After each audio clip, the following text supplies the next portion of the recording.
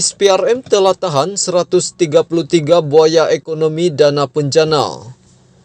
Kewujudan buaya ekonomi yang mengambil kesempatan membuat tuntutan palsu bagi memperoleh dana kerajaan mengakibatkan golongan yang selayaknya mendapat manfaat terpinggir sekaligus menjadikan ekonomi tidak mencapai perkembangan seperti yang dijangka. Timbalan Ketua Pesuruhjaya Operasi Suruhanjaya Pencegahan Rasuah Malaysia SPRM, Datuk Seri Ahmad Kusairi Yahya berkata, hasil kerjasama antara SPRM dan agensi serta kementerian terlibat seramai 133 individu terdiri daripada pemilik dan pengarah syarikat telah ditahan. Manakala lebih 100 syarikat disiasat melibatkan penyelewengan dana dianggarkan berjumlah RM194 juta dalam operasi khas tahun lalu dengan 34 pemilik atau pengarah syarikat telah didakwa di mahkamah.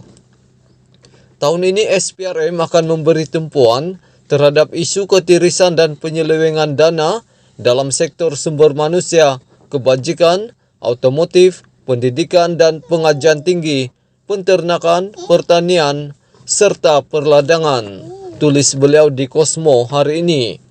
Jelas beliau nilai integriti dilihat semakin pudar dalam segelintir syarikat yang dipertanggungjawabkan untuk membantu kerajaan menerusi penyaluran dana atau bantuan kepada golongan yang memerlukan. Katanya kewujudan dana seperti Pelanjana Semula Ekonomi Negara Penjana, Unit Transformasi Masyarakat India Malaysia Mitra, dan Industri Otomotif, Robotik, dan IoT Malaysia MARI bertujuan membantu rakyat yang terkesan tekanan ekonomi sepanjang pandemik COVID-19 serta meningkatkan potensi diri masyarakat. Bagaimanapun wujud golongan individu, syarikat dan pertubuhan yang mengambil kesempatan dengan membuat tuntutan palsu bagi memperoleh dana-dana untuk kekayaan sendiri. Inilah sikap buaya-buaya ekonomi di skala kecil dan sederhana.